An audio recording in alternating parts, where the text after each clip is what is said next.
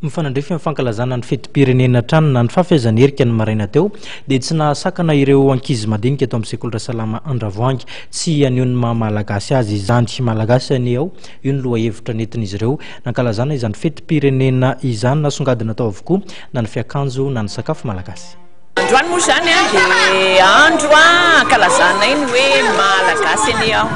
Nahoana moa no omena lohateny izany ty andro ity?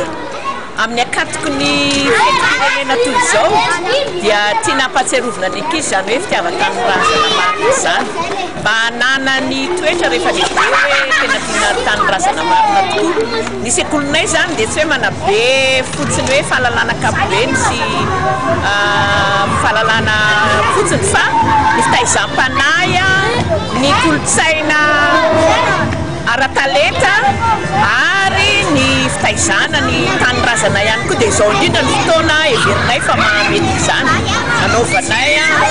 ny fitafiana maha-malagasy rehetra, ny